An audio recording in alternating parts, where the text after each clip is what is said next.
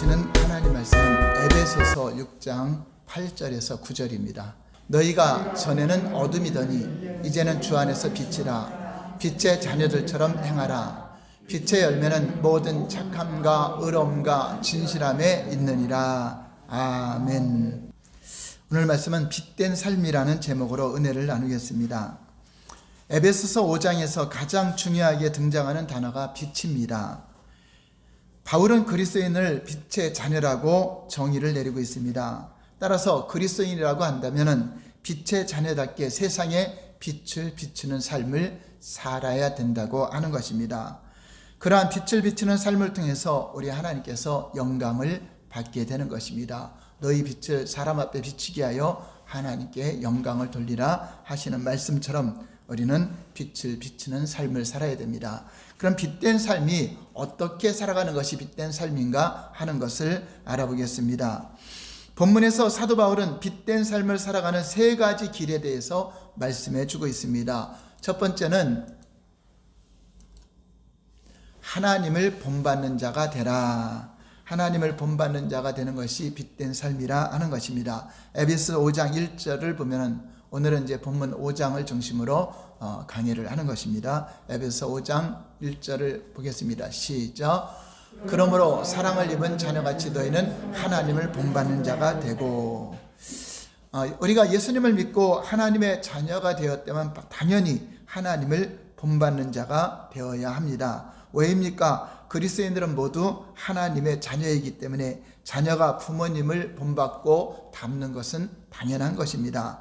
그렇다면 보이지 않는 하나님을 어떻게 본받을 수 있을까요? 단 한 가지 방법이 있습니다. 그것은 바로 이 세상에 사람으로 오신 하나님께서 공개하신 하나님 예수 그리스도를 통하여서 우리가 본받는 삶을 살아가는 것입니다. 예수 그리스도는 우리 인간의 눈으로 볼 수 있도록 세상에 나타나신 하나님이십니다. 그러므로 예수님의 발자취를 따라 사는 것이 하나님을 본받는 자의 삶이라고 하는 것입니다. 요한복음 1장 18절을 보시면 다 같이 시작. 본래 하나님을 본 사람이 없으되 아버지 품속에 있는 독생하신 하나님이 나타내셨느니라. 하나님을 본 사람은 아무도 없습니다. 하나님이 나타내 주신 예수 그리스도를 통하여서만이 하나님을 직접 눈으로 보고 만지고 체험할 수 있는 것입니다. 요한복음 14장 9절에도 이렇게 말씀하고 있습니다. 시작. 예수께서 가라사대 빌립아 내가 이렇게 오래 너희와 함께 있으되 내가 나를 알지 못하느냐. 나를 본 자는 아버지를 보았거늘 어찌하여 아버지를 보이라 하느냐. 제자 중 하나 빌립이 예수님께 아버지를 보여달라. 아버지를 보고 싶다니까 나를 본 자가 아버지를 본 것인데, 그러니까 하나님은 우리가 영이시기 때문에 육안으로 볼 수 없는 거죠. 그래서 직접 볼 수 있는 분이 바로 예수님이십니다. 그분의 마음이 하나님의 마음이요, 그분의 성품이 하나님의 성품이요, 그분의 뜻이 하나님의 뜻이요, 그분이 살아가는 모든 삶이 하나님의 계획과 뜻을 이루는 삶이라고 하는 것입니다. 예수 그리스도를 통해서 우리가 그럼 무엇을 본받으면 되는 것일까요? 그 답이 2절에 나옵니다. 에베소 5장 2절 볼까요? 시작. 그리스도께서 너희를 사랑하신 것 같이 너희도 사랑 가운데 행하라. 그는 우리를 위하여 자신을 버리사 향기로운 제물과 생축으로 하나님께 드리셨느니라. 우리가 가장 본받아야 될 것, 하나님을 본받아야 되는데 바로 예수님이 우리를 사랑하신 그 사랑을 본받아 너희도 그 사랑 가운데 행하라 하는 것입니다. 그것이 바로 하나님을 본받는 삶이라고 말하고 있는 것입니다. 이 사랑의 깊이는 그리스도께서 우리를 위해서 십자가에서 자신을 버리사 하나님 앞에 향기로운 제물이 되신 것처럼 생명을 다하는 사랑, 그러니까 말로만 사랑이 아니라 마음으로만 사랑이 아니라 실제적으로 경험으로 체험으로 사랑을 하는 증거를 갖는 것입니다. 하나님의 본질 자체가 사랑이시기 때문에 그 사랑이 예수님이 이 땅에 오셔서 실제 십자가에서 증거해 주신 것입니다. 요한일서 4장 7절 8절 볼까요? 시작. 사랑하는 자들아 우리가 서로 사랑하자. 사랑은 하나님께 속한 것이니 사랑하는 자마다 하나님께로 나서 하나님을 알고 사랑하지 아니한 자는 하나님을 알지 못하나니 이는 하나님은 사랑이십니다. 그렇습니다. 우리가 하나님을 안다 하면은 사랑을 안다고 하는 것입니다. 그래서 그 사랑을 알았기 때문에 사랑을 할 수 있는 거죠. 사랑을 모르는 사람은 사랑을 못 하잖아요. 그래서 우리도 어려서부터 사랑을 받고 자란 사람이 사랑을 줄 줄 알아요. 근데 사랑을 받지 않은 사람은 자기밖에 모르기 때문에 성숙한 어른이 되어도 남에게 사랑을 줄 줄 몰라요. 받아본 적이 없기 때문에 주는 것을 어떻게 하는지 모르죠. 이와 같이 우리도 예수님의 사랑을 내가 경험하고 체험하고 받은 사람은 그 사랑을 알기 때문에 나도 다른 사람을 위해서 희생하고 섬기는데 때로는 죽음의 현장까지도, 때로는 선교사의 길에 가서도 죽기까지도 하는 것입니다. 그것이 바로 그 사랑을 알았기 때문에. 저와 여러분들이 예수님의 사랑을 알지 못했을 때는 내가 왜 손해봐야 돼? 내가 왜 희생해야 돼? 왜 나만 그래야 돼? 이렇게 따지지만 내가 그리스도인이 되고 나서는 당연히 그렇게 할 수 있다라고 우리가 생각하고 살아가는 것입니다.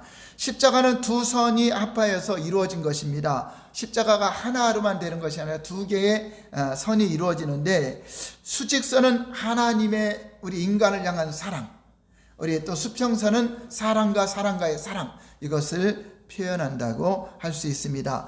그러므로 십자가가 온전히 세워지려면 두 사랑의 선이 합해졌을 때 먼저 하나님의 사랑을 받는 자가 되고, 수직이죠. 하나님이 나에게 사랑을 주고 그 사랑을 받은 사람이 이웃을 사랑할 수 있는 것입니다. 이 사랑은 말과 혀의 사랑이 아니라 행함의 사랑을 말하는 것입니다. 그래서 예수님은 제자들에게 선한 사마리아인의 비유를 가르치면서 너희도 이와 같이 하라. 너희도 이와 같이 강도 만난 자의 이웃이 되어서 실제로 사랑을 실천하라고 말씀하고 있습니다. 그렇습니다. 우리가 설교를 통해서 또 성경을 통해서 읽고 듣고 감동만 느끼는 것이 아니라 직접 사랑의 수고를 하는 자가 진정으로 하나님을 본받는 자라고 하는 것입니다. 우리는 요한복음 3장 16절에 하나님이 세상을 이처럼 사랑하사 독생자를 주셨으니 이는 저를 믿는 자마다 멸망치 않고 영생을 얻게 하려 하심이라는 말씀을 우리는 좋아합니다. 그런데 성숙한 그리스도인은 하나님이 나를 사랑하신 그 사랑만 아는 것이 아니라 우리도 그 사랑을 알 수 있는 요한일서 3장 16절 말씀을 잘 실천해야 된다고 하는 것입니다. 요한일서 3장 16절 말씀 보겠습니다. 시작. 그가 우리를 위하여 목숨을 버리셨으니 우리가 이로써 사랑을 알고 우리도 형제들을 위하여 목숨을 버리는 것이 마땅하니라.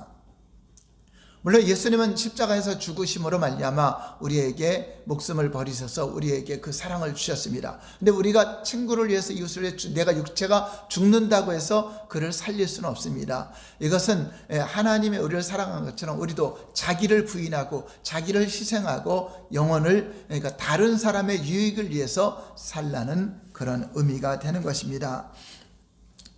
예수님께서 우리를 위해서 죽을 수 있었던 이유는 단 한 가지, 우리 하나님은 사랑이신데 자신의 목숨보다도 우리를 더 사랑하신다. 그러니까 우리를 얼마만큼 사랑하신다는 것입니까?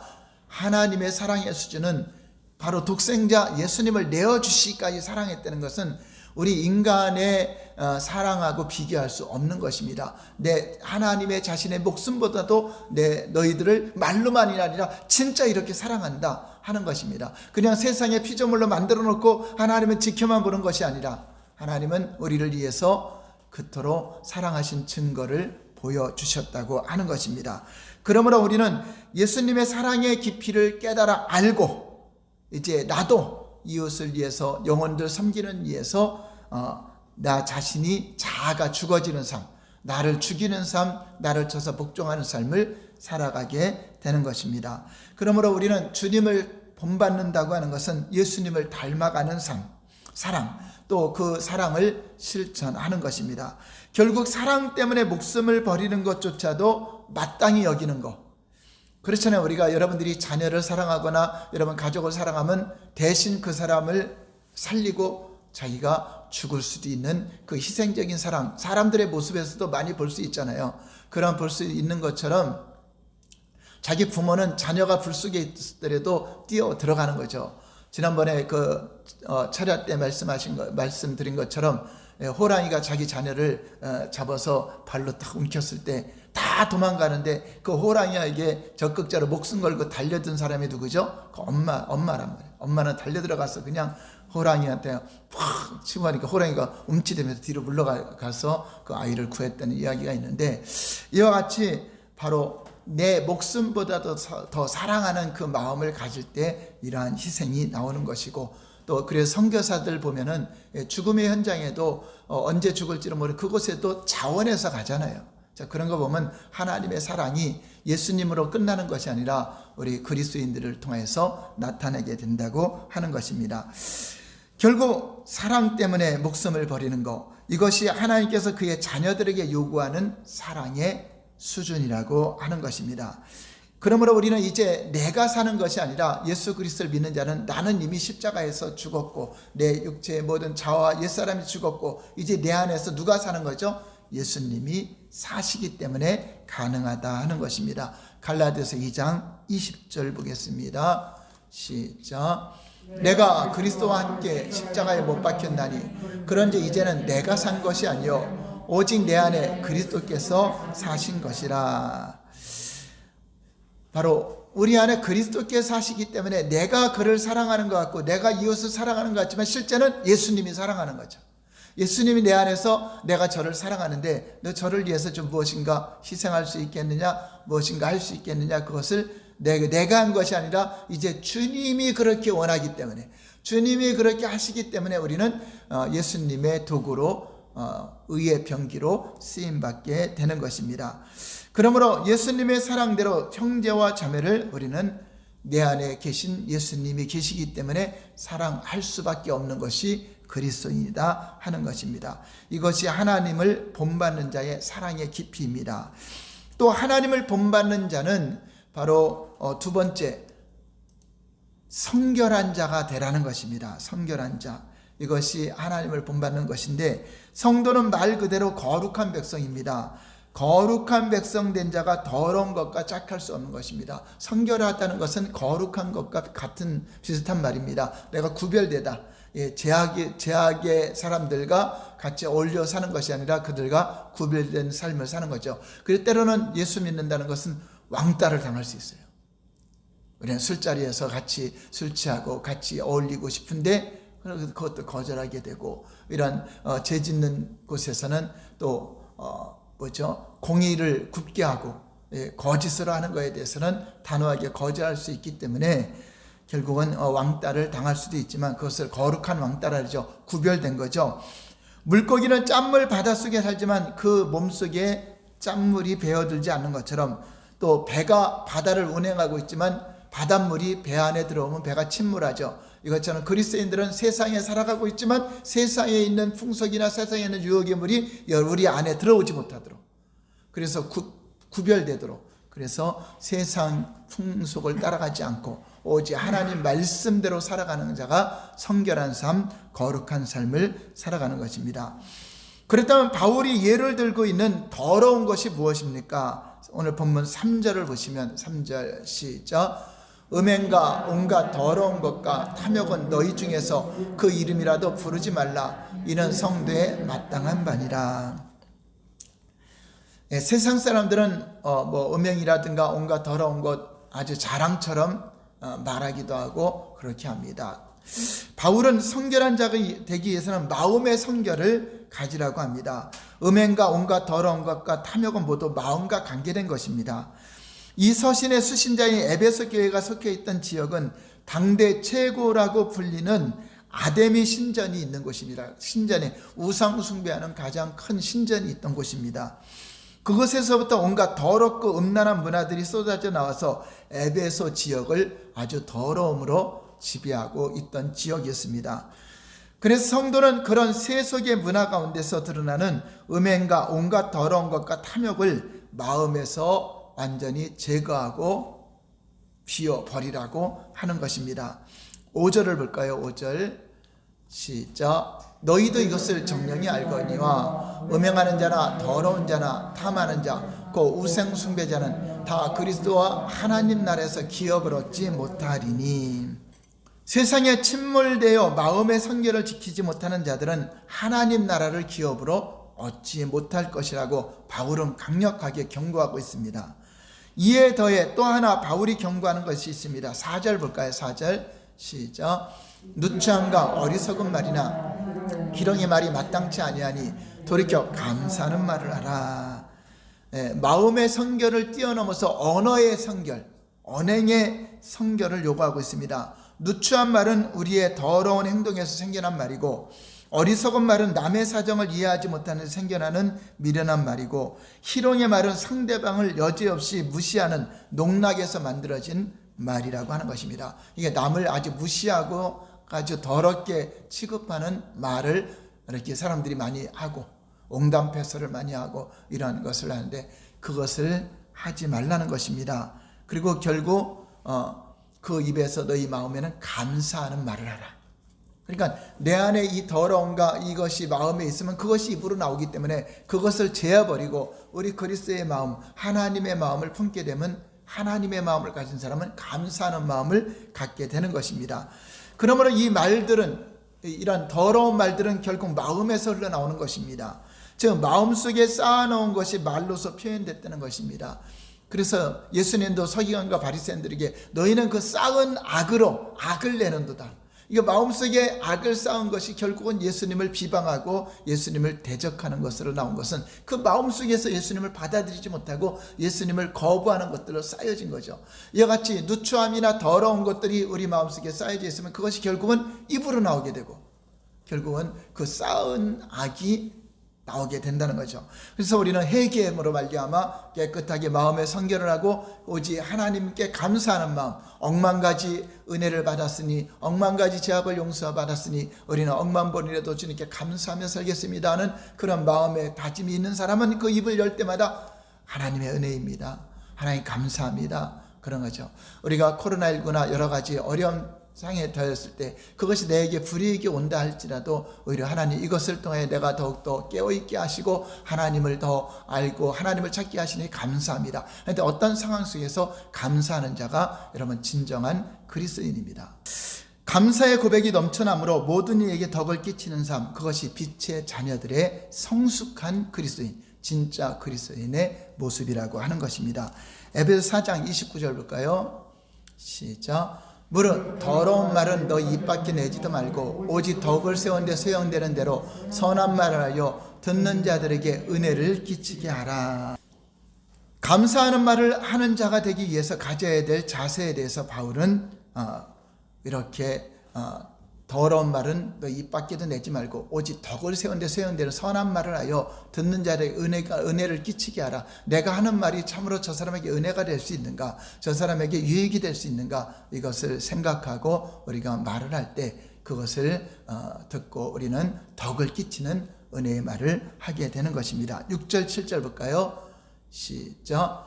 누구든지 헛된 말로 너희를 속이지 못하게 하라. 이를 위하여 하나님의 진노가 불순종의 아들들에게 임하나니 그러므로 저희와 함께 참여하는 자 되지 말라. 우리가 진정으로 빛된 삶을 살기 원한다면 세상의 헛된 속임수에 넘어가지 말아야 됩니다.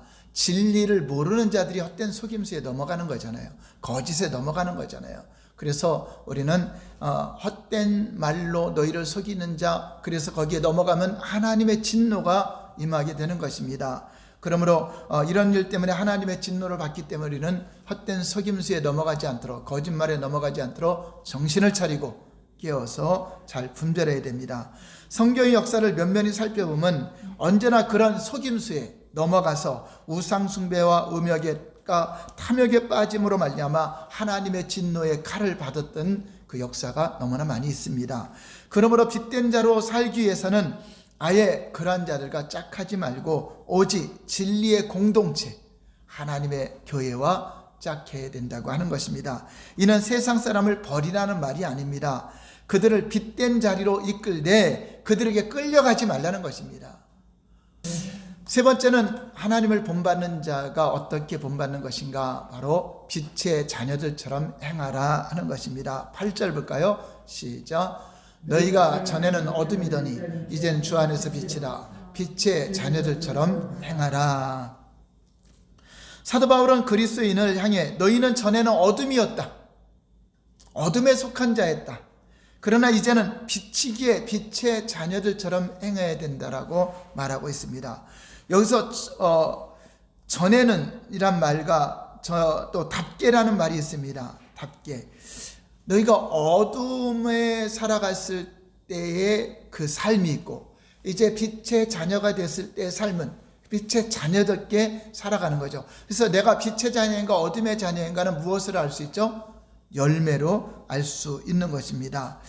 너희는 이제 빛의 자녀처럼 거룩하고 성결한 삶을 살라는 의미인데 이것은 행위의 성결입니다. 마음의 성결을 넘어서 언어의 성결, 이제 말의 성결이 됐다면 이제 행동의 성결이죠. 행하는 것. 이제 빛의 자녀처럼 말로만이 아니라 이제 행동까지 하라는 것입니다. 열매를 통해서 나무를 알 수 있듯이 빛의 열매를 맺어가는 삶일 때 행위의 성결에 진정한 빛의 자녀의 열매가 나타나는 것입니다.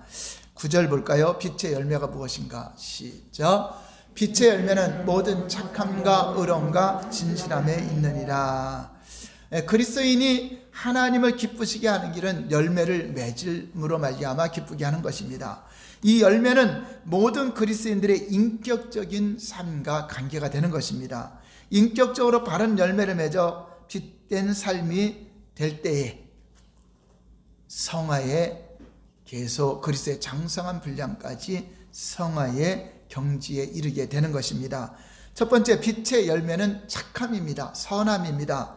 여기서 착함을 뜻하는 헬라어는 아가도시네는 선행을 뜻하는 어떤 내가 도덕적으로 구제하고 이런 선행을 뜻하는 것이 아니라 일종의 간대한 정신, 착한 마음, 선한 마음을 말하는데 폭넓은 아량과 이해심, 또 모든 일을 품을 수 있는 포용력과 아낌없이 주는 사랑을 모두 포함한 의미의 착한 마음. 많은 사람들에게 다 품을 수 있는 그 선한 마음, 악의적으로 막 거부하고 이렇게 하는 것이 아니라 다 품을 수 있는 관대한 마음을 갖는 것입니다. 즉 자기 유익을 추구하는 것이라는, 세상 사람들은 자기 유익에 부합되는 것이면 어울리죠. 그러나 그 어떤 단체에 들어갔을 때 자기에게 불이익이 오거나 손해가 오면 빠져나오죠. 이것이 바로 세상 사람들의 원리인데, 우리 그리스도인들은 이제 무엇인가 자기하고 생각이 다른 사람도 포용할 수 있는, 그들을 이해할 수 있는 그런 관대한 이해력을 가진다는 것입니다. 그러므로 자기 유익을 추구하는 것이 아니라 다른 사람의 유익을 추구하는 자가 바로 착한 열매를 맺게 되는 것입니다. 그러므로 이 착함의 열매를 맺게 되면 다른 사람의 유익을 최선으로 구하며 살아가는 영적이고 도덕적인 탁월함을 갖게 되는 것입니다. 자기를 희생하여 다른 사람이 나보다 더 나아질 수 있다면 그 길을 걸어가는 거죠. 그래서 그리스도인들이 살아가는 것은 나 때문에 저 사람이 구원받을 수 있다면, 나로 인해 저 사람이 잘 될 수 있다면, 나로 인해 저 사람이 복받을 수 있다면 그것을 가르쳐주고 그 길을 가는 것을 말하는 것입니다. 여러분 그렇잖아요. 내가 가난해질 때 저 사람이 부자가 되죠. 내가 있는 걸 무엇인가 줄 때 저 사람은 부유케 되는 거죠. 예수님도 부유한 자로서 자기 스스로가 가난해짐으로 우리가 부유케 되는 것처럼 그리스도인들은 다른 사람을 유익을 위해서 내 자신을 낮추는 거, 바로 아브라함처럼 내가 우함은 나는 자하리라, 내가 자함은 나는 우하리라. 그게 무슨 말이죠? 내가 좋은 거 선택하라, 먼저 선택하라, 나는 그 다음 차선을 선택할 거니까 내가 좋은 걸 선택하라 하는 그런 마음이 바로 이런 착한 마음을 가졌다 하는 것입니다. 둘째 빛의 열매는 의로움입니다. 여기서 의로움이란 빛의 굴절이 없는 진리에 대한 정도를 가르치는 것입니다. 오늘날 같이 타락한 시대에 그리스도인들이 의로움의 열매를 맺어 세상의 바른 삶의 기준을 보이는 것입니다. 그래서 공의를 세우는 걸 말하는 거죠. 공의로운 삶. 그리스도인들이 정계에 들어가거나 어떤 법계에 들어가도 공의롭게 어떤 뇌물을 받고 치우치는 것이 아니라, 그래서 올바른, 그래서 우리가 정의로운 사회, 공의로운 사회, 그것을 추구하는데 세상 사람들은 말로는 그렇게 하지만 실제로는 자기 유익을 위해서 어떠한 것도 이렇게 막 서슴지 않게 행하는 그런 권력을 볼 수가 있죠. 그런데 그리스도인이라면 진정한 그리스도인이라면 바로 의로움을 드러내야 된다는 거죠. 다음에 내가 선거에 당선이 안 된다 할지라도 내가 지금 국회의원이 되고 내가 지금 대통령이 되고 내가 지금 어떤 판사가 되고 검사가 됐을 때 하나님은 이때를 위해서 나를 세웠구나, 내가 공의롭게 하기 위해서 나를 세웠구나 하고서 그 자기에 맡겨진 본분을 하는 거죠. 마치 자기가 뭐가 잘나서 세워진 것이 아니라 하나님이 각자의 요소에 정계에도 또 정치계에도 또 어떤 연예계에도 스포츠계에도 모든 곳에 다 하나님은 우리 그리스도인들이 들어가게 하십니다. 그것에서 무엇을 하는 거죠? 공의로운, 하나님 아닙니다, 이것이 공의로운 것입니다 하고 외칠 수 있는 그런 사람들을 하나님이 보시는 것입니다. 그래서 아모스 5장 24절과 같이 다 같이 볼까요? 아모스 5장 24절 시작. 오직 정의를 물같이 공의를 마르지 않는 강같이 흐르게 할지어다. 바로 과거 아모스 선지자 시대의 북이스라엘의 상태가 공의가 사라지고 정의가 사라져서 하나님의 심판의 칼이 왔다라고 증거하고 있는 것이기 때문에 너희가 회개하는 것이 무엇이냐? 정의를 물같이 공의를 마르지 않은 강같이 하수처럼 흐르게 할지어다라고 선포했던 걸 볼 수 있습니다. 빛의 자녀들은 이렇게 공의로운 삶을 통해서 하나님께 영광을 돌리고 바로 하나님을 본받는 삶이 되는 것입니다. 열매로서 그 나무를 알 수 있듯이 열매를 보고 내가 빛의 자녀인가 어둠의 자녀인가를 우리가 알 수 있다고 하는 것입니다. 세 번째는 빛의 열매는 진실함입니다. 진실함은 거짓이 없는 참됨을 말하는 것입니다. 물론 공의로운 삶과 다 비슷한 말씀 같지만 그리스도인들은 진실함의 열매를 맺어가므로 속임수와 이선이 판치는 시대에 진실함의 모델이 되어야 됩니다.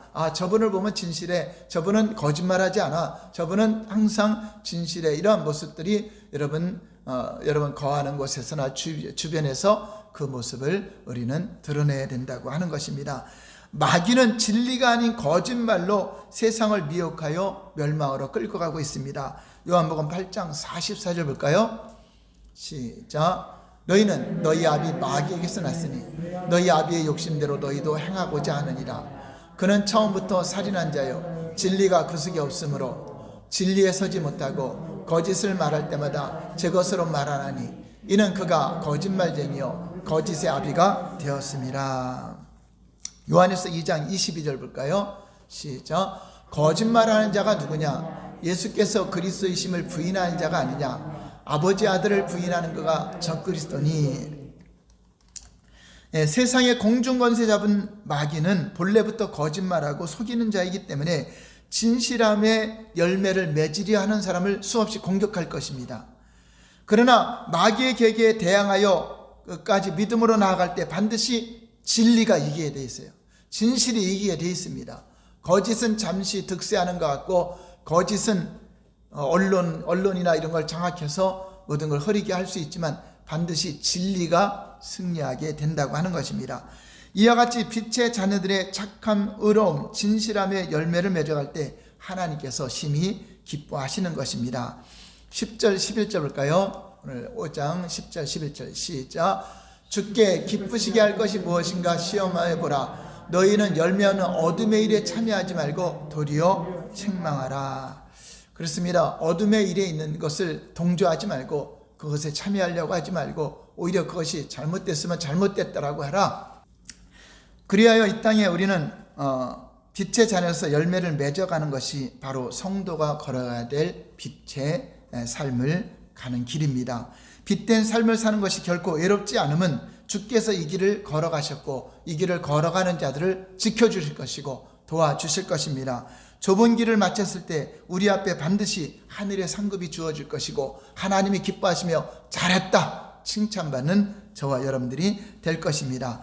우리 모두가 빛된 삶을 통해 이 땅을 변화시켜 나갈 때 하나님이 그렇게 원하셨고 예수님께서도 그렇게 고대하셨던, 그리고 이 편지를 쓰고 있는 바울이 그렇게 간절히 바라였던 하나님 나라가 이제 빛의 자녀들을 통하여 온 세상에 이제 증거가 되고 세워지게 될 것입니다. 우리 모두 빛의 자녀로서 빛의 열매를 통하여 진정 세상을 변화시키는 다 주역이 되시기를 예수님 이름으로 축원합니다. 아멘. 기도하겠습니다.